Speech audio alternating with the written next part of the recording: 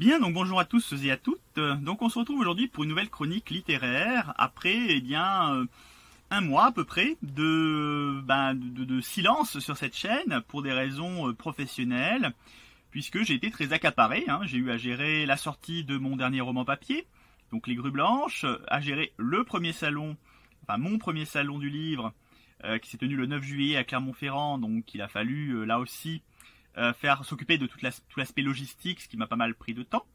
Et puis j'ai eu à gérer aussi la sortie, hier même, de mon premier audiolivre, l'adaptation donc audio des Grues Blanches, non, de La Petite Dame Sens et autres récits, que j'avais donc publié au format papier et e-book en 2021. Donc une nouvelle jeunesse pour ce livre, publié donc chez Kobo Rakuten, et qui, je l'espère, sera à la hauteur vu le temps que ça m'a pris, en particulier en post-production, pas tellement à enregistrer, mais à améliorer le son, à rajouter des silences, ou à en enlever d'ailleurs, enfin, à améliorer vraiment l'enregistrement.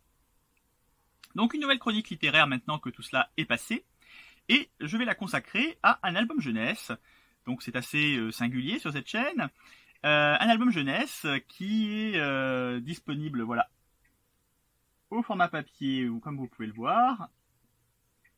Et cet exemplaire m'a été envoyé aimablement par son autrice, illustratrice et éditrice également, Christine Colonna-Césari.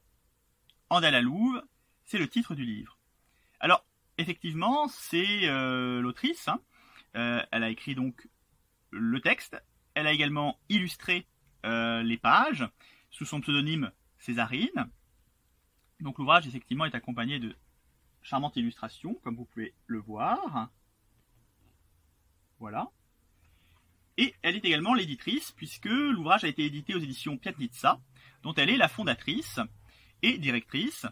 Une maison d'édition fondée en 2014, d'abord spécialisée dans la littérature jeunesse, qui en 2019 a adjoint une branche livre plutôt pour un public adulte, et qui est à cheval sur la France et la Roumanie, puisque Christine Colonna-Césari demeure aujourd'hui en Roumanie, où elle a donc fondé la maison d'édition Piatnitsa, qui publie des ouvrages en roumain et en français. Donc Andallalouve est également disponible dans une version roumaine, et d'autres ouvrages le sont également. Et certains ouvrages, donc, bien sûr, vont reprendre plutôt la culture et la tradition française, et puis d'autres vont reprendre le folklore et la mythologie roumaine, et c'est le cas d'Andallalouve, qui se déroule dans un cadre roumain. Alors, c'est vrai que lorsque je me suis lancé dans cet ouvrage, j'avais deux appréhensions. La première, c'est de connaître l'autrice, puisque on se connaît sur les réseaux sociaux, elle m'a envoyé l'ouvrage, donc c'était de ne pas être objectif si jamais le livre ne me plaisait pas. Bon, ça, c'est un problème qui a été évacué après, finalement, quand je me suis plongé dans la lecture, et d'ailleurs quand j'ai reçu l'objet également, parce que même si l'ouvrage sur le fond ne m'avait pas plu, eh bien, il y aurait eu quand même l'objet en tant que tel, qui est quand même très beau, avec de très belles illustrations, un très bel album jeunesse, donc déjà, c'est un point positif. Et puis la deuxième appréhension que j'avais, c'était évidemment de lire un album jeunesse, alors que ce n'est pas du tout mon genre de lecture, en tout cas, plus maintenant. Je me disais, est-ce que ça va être, est-ce que ça va s'adresser à un public tel que moi? Voilà, c'était un peu l'appréhension que j'avais. Et puis là aussi, finalement, c'est une appréhension qui est passée après les premières pages de lecture. Alors, cet ouvrage, de quoi parle-t-il? Eh bien, on va suivre deux enfants, Angel et Fiorica. Donc l'ouvrage se passe en Roumanie. Donc on va suivre deux enfants, Angel et Fiorica, qui vont essayer de protéger une louve, donc la louve Anda, des chasseurs. Des chasseurs donc, qui veulent tuer la louve. Une louve qui porte 3 louveteaux, dont l'un d'entre eux doit amener le nouvel âge d'or sur Terre, pour ainsi dire. Alors, cette louve, évidemment, Anda n'est pas n'importe quelle louve, c'est l'envoyée, la messagère du dieu Zalmoxis. Donc, bien évidemment, on va suivre les péripéties de ces deux enfants à travers la Roumanie, on va dire une Roumanie un peu rurale, un peu mystique, mythique aussi, avec des lieux, on va dire, qui sont très ancrés dans la mythologie, la tradition, la culture roumaine, notamment le mont Omul, la ville de Sighișoara. Donc on va traverser des lieux comme cela qui sont quand même très ancrés dans la oui, dans la mythologie roumaine, hein, dans des lieux sacrés pour ainsi dire. Et donc on va suivre ces deux enfants dans ces lieux, dans cette Roumanie merveilleuse de contes de fées, mais pas forcément un conte de fées, vous voyez, à la Disney, hein. On est quand même dans quelque chose d'un peu sombre. Et ça va donc donner lieu à des péripéties de toutes sortes, et parfois donc assez adultes, curieusement. On est vraiment dans un conte plutôt à l'ancienne, vous voyez, conte Barbe Bleue, des choses comme ça, des contes un peu sombres, sans être non plus funèbres, hein, mais dans des contes un peu sombres, où il y a quand même un peu de sang, où il peut y avoir des morts, des choses comme ça. Donc un conte à l'ancienne, pour ainsi dire. Et donc c'était plutôt rassurant pour moi, pour le coup, parce que c'est vrai que je m'attendais à quelque chose d'un petit peu peut-être naïf, d'un petit peu candide, à l'image aussi des illustrations qui sont justement dans un style naïf, mais qui malgré tout font adulte. Voilà, c'est un peu à l'opposé de ce qui se fait parfois dans les albums jeunesse contemporains, où on confond naïveté et dessin de bébé. Vous voyez, il y a des trucs parfois assez pénibles à voir. Là, c'est pas du tout le cas, hein. On est vraiment sur un art naïf, mais très poétique, et finalement assez adulte. Donc un roman, vous voyez, avec un scénario déjà assez ambitieux, et qui n'est pas forcément accessible tant que ça à de tout jeunes enfants. C'est pour le coup un scénario qui, pour être totalement compris, nécessite un certain raisonnement, et je pense que c'est presque plus à destination des adultes. Voilà, curieusement. En tout cas, c'est le ressenti que j'ai eu. Peut-être que je sous-estime la capacité cognitive des enfants, hein, mais pour le coup, j'ai trouvé que c'était un roman un album jeunesse beaucoup plus adulte que la moyenne. Alors, ça se traduit également sur le plan formel, hein. Comme vous voyez, les pages sont bien remplies quand même, hein. Voilà, les pages quand même de texte sont bien remplies. Certes, c'est écrit assez gros, mais il y a quand même pas mal de belles pages bien pleines comme ça, qui montre que c'est un livre ambitieux. Voilà, un livre ambitieux dans son histoire, un livre ambitieux pour son public. Donc ça fait plaisir, déjà c'était un très bon point. Alors, c'est à la fois un très bon point et peut-être un point un petit peu négatif, pour deux raisons. C'est vrai que le scénario est très ambitieux, et il y a beaucoup de termes roumains, tziganes, de lieux géographiques, donc j'ai cité le mot Moul, Sighișoara. Il y a des mots de Tziganes, puisqu'en fait les héros vont passer à un moment donné dans un camp de Tziganes, donc ils vont utiliser des termes, évidemment de la culture tzigane. Et tous ces termes, tous ces lieux, qui sont un petit peu complexes, mais qui à la limite, ma foi, sont explicables. Enfin, on peut aller se renseigner, quoi, hein. Mais tous ces termes auraient mérité, je trouve, des notes de bas de page, ou en tout cas une note de fin, peut-être un glossaire à la fin, pour expliciter. Voilà, je pense que ça aurait été bien. Si on lit ça à un enfant, c'est bien peut-être de pouvoir se rabattre tout de suite sur une note, vous voyez, qui pourrait expliquer de quoi on parle, parce qu'un enfant va peut-être pas comprendre ce qu'est Sighișoara. Peut-être d'ailleurs que beaucoup d'adultes ne vont pas le savoir. Qu'est-ce que ça reflète? Voilà. Bien sûr, c'est une ville historique connue en Roumanie, mais ça va pas forcément parler.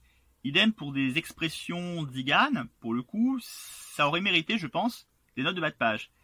De fait, on a un livre qui est assez, je trouve, compliqué sur le plan de tous ces termes techniques, géographiques, et qui aurait mérité de se mettre à la portée d'un public plus enfantin, et donc d'avoir un glossaire. Ça, c'est, je pense, le point un petit peu négatif de l'ouvrage. C'est un manque que j'ai ressenti, même si j'ai pas été trop dérangé par les termes, parce que je connais un petit peu la Roumanie. Voilà, je m'intéresse globalement à tous les pays un peu slaves, même si la Roumanie n'est pas un pays slave, mais je l'inclus dedans, on va dire, dans ces pays d'Europe de l'Est. Mais c'est vrai que quelqu'un qui n'est pas du tout versé va être un peu gêné. Donc c'est un ouvrage qui est ambitieux sur le scénario, qui va être ambitieux sur le texte. Les phrases sont pas du tout pour enfants, hein, enfin, d'un enfant, on va dire, d'un certain niveau, parce que c'est pas du tout des phrases de sujet-verbe complément, c'est pas du tout 3 mots par page, c'est vraiment des pages qui sont pleines, avec de vraies phrases, avec des termes, on va dire, assez ambitieux là aussi sur le plan du français. Donc c'est un livre quand même qui nécessite une certaine culture, et de mon point de vue, en tant qu'adulte, j'ai pas du tout trouvé ça enfantin. Voilà. Donc, il faut un certain niveau, je pense, pour accéder au texte. Et puis aussi accéder au sous-texte. Parce qu'il y a l'histoire en elle-même qui est une sorte d'épopée. Hein. Voilà, on va traverser des lieux. C'est un peu dans le... Il y a un côté voyage, vous voyez. Peut-être d'ailleurs un côté voyage initiatique aussi, pour ces deux enfants. Mais il y a tout un sous-texte qui est très intéressant, je trouve. Ça peut éventuellement faire même écho à certaines problématiques contemporaines de la protection de la nature, du rapport à la nature, du rapport aussi à la différence. Il est notamment question donc d'un camp de tziganes, des gens du voyage. On sent qu'il y a un sous-texte par rapport à cela. Donc il y a des problématiques qui sont assez brûlantes et qui sont aussi assez adultes. Donc l'ouvrage est accessible, on va dire, sur un plan premier degré, hein. Et puis il y a des éléments quand même qui font référence à des problématiques contemporaines. Donc un ouvrage ambitieux. Et d'ailleurs, ça a été récompensé, je trouve. Enfin, ça a été récompensé par le prix Panaït Istrati, j'espère bien prononcer, au Salon du Livre de Paris. Donc le livre a été récompensé, et je pense à juste titre, hein, parce que on est quand même sur un ouvrage qui, oui, a plusieurs niveaux de lecture, qui a une vraie ambition de langue, qui a une vraie ambition d'histoire, de scénario, qui pose aussi ses personnages. Hein. Il y a un prologue qui nous introduit les personnages, donc Angel et Fiorica, les deux enfants.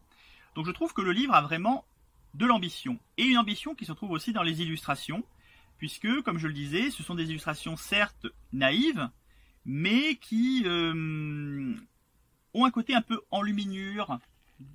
C'est un peu ce que j'ai ressenti. Il y a un côté un peu enluminure dans les illustrations, dans la manière dont elles accompagnent le texte. Et très sincèrement, de mon point de vue en tout cas, voilà, j'en montre quelques-unes, j'ai retrouvé vraiment le charme des illustrations des livres anciens. Voilà, des livres jeunesse un petit peu anciens, avec des illustrations qui ne sont pas envahissantes. Déjà, parce que c'est vrai que très souvent, dans certains livres jeunesse, on a 3 mots, et tout le reste, c'est en fait de l'illustration. Hein. Un mot par page, puis une illustration au regard, vous voyez. Un mot, une illustration. Donc il y a vraiment une dominance de l'image. Là, l'image, elle est vraiment là pour soutenir le texte, et pas pour l'envahir. Voilà. Et dans un livre, c'est quand même bien que le texte ait la primeur, même si on est plus peut-être dans un album, mais quand même c'est bien quand le texte a la primeur, quand les pages défilent pas comme ça, voilà, les 10 pages défilent pas à tire-larigot. D'ailleurs, on est sur un album un petit peu épais quand même, il y a 60 pages, et l'image soutient le texte. Et ça, j'ai trouvé ça positif. Je pense que c'est la preuve qu'on est quand même sur un livre qui a une vraie portée, en tout cas qui a une vraie ambition pour les enfants. Alors, c'est vrai que, comme je le disais, je l'ai plus trouvé peut-être pour adultes, parce que la littérature jeunesse contemporaine a eu tendance quand même à régresser en termes d'ambition, avec beaucoup moins de textes, beaucoup moins de pages, beaucoup plus d'images, et souvent des images limite pour bébé, quoi. Et donc, c'est vrai que j'ai eu le sentiment que c'était presque un livre plus pour adultes. Mais, peut-être aussi que c'est un livre jeunesse, qui nous ramène tout simplement à une époque où on prenait pas les enfants pour des naïfs, des idiots, et où on avait quand même l'ambition de les élever. Et donc ce roman, enfin, vous voyez, j'ai envie de dire roman parce que c'est presque un roman, il est quand même nourri, il y a une histoire vraiment ambitieuse.